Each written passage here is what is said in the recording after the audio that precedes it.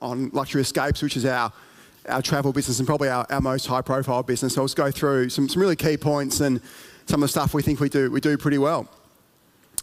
We founded Luxury Escapes in 2013, so it spun out of what was called Aussie Commerce back then, now Lux Group, and we've grown the business pretty substantially in the last 3.5 years. So essentially we do three key things, and what we do probably best and our secret sauce is the content we have on our site. And we think our content is literally the best travel content globally, and that includes the big players like Booking.com and Expedia. One other thing that we really differentiate ourselves with is outstanding customer service. And that sort of harks back to our personalised approach to how we deal with our customers and how we deal with our people.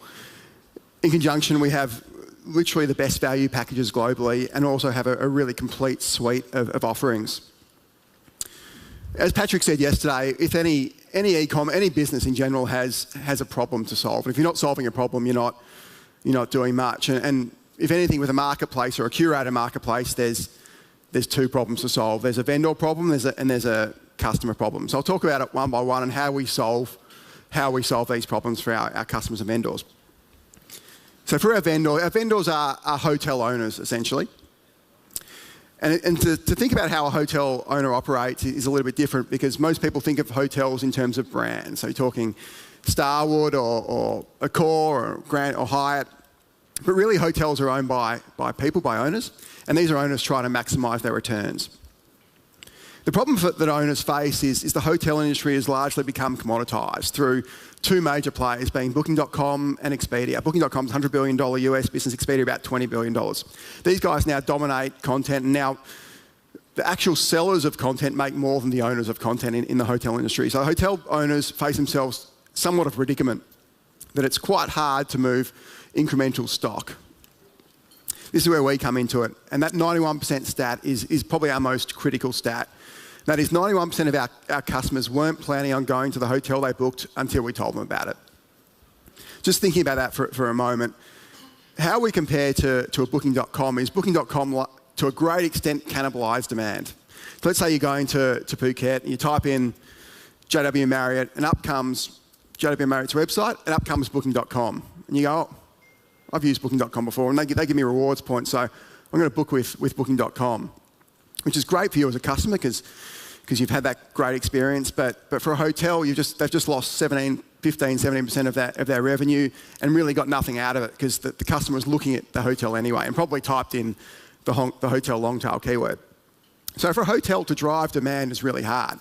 So traditionally, the only way that a hotel can drive demand is by lowering prices. The problem is when you lower prices across the board because OTAs generally demand parity. So you lower your price on Booking.com, all the other OTAs want their prices lowered as well. So it's really hard to drive incremental profitability because if you try and drive incremental revenue, suddenly you get smashed at margin level.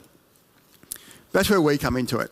Because we offer a flash sale, we don't cannibalise existing demand. So we'll sell a specific product for a specific period of time, often 7 to 10 days, and we tend to not cannibalise demand in any way, or as you say, 9%, but that's a blended number. So for a hotel owner, we're one of the only ways a hotel can actually generate incremental profit over the short to medium term. So I think we solve a pretty good problem for hotels, and we've seen that in 95% of our hotels re-engage with us multiple times. Then you've got the customer problem, and no doubt everybody here travels, and when you're trying to book a holiday, it's actually pretty difficult. You can go to an OTA and you see 50,000 hotels on there, pretty much stock standard feed content with no curation at all.